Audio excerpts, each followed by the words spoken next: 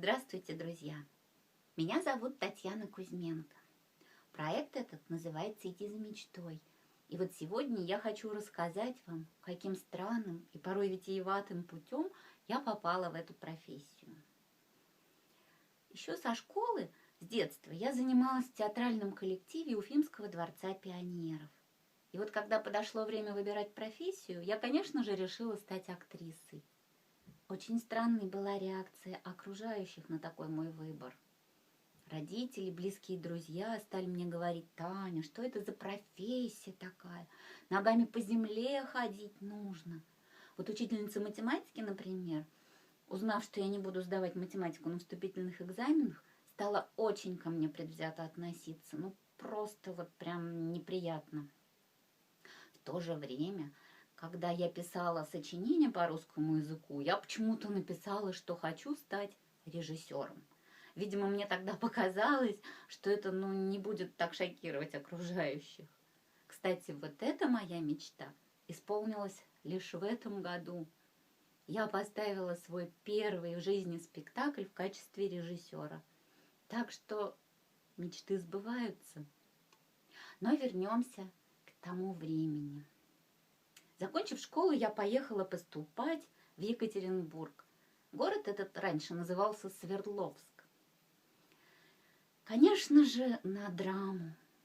Я не поступила, но в приемной комиссии мне сказали: «А хотите на куклы?» Я сказала: «Какие куклы? О чем вы?» И вынуждена была вернуться в Уфу. Собрала документы и пошла их сдавать в авиационный институт. Я даже сдала первый экзамен по математике. В общем-то, даже и неплохо. Набрала книжек на следующий экзамен по физике, принесла их домой и поняла, что не смогу я учиться в этом вузе, что не нужна мне ни физика, ни математика. Волею судьбы в тот момент я попала в Башкирский государственный театр кукол. Как ни странно это звучит, в то время там не хватало актрис-женщин. Раньше, в то время, была такая специальность, как актер вспомогательного состава. То есть ты вроде бы как и не актер, ты помощник актера. Поскольку иногда куклами управляют по 2-3 человека, то вот основную роль играет актер, а помощник, например, шагает ножками или двигает ручками. Вроде бы тебе и не доверяют такую настоящую роль. Проработав год в качестве актера вспомсостава, я все-таки решила учиться дальше.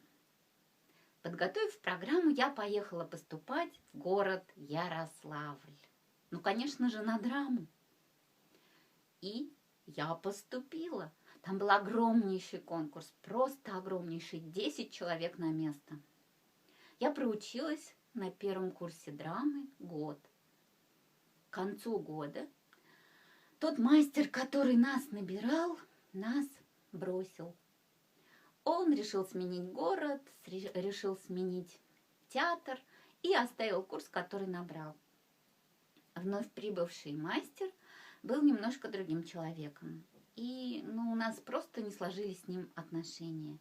Может быть, он даже и не набрал бы меня, поскольку у него был свой взгляд на студентов, может быть, даже не совпадавший с предыдущим мастером.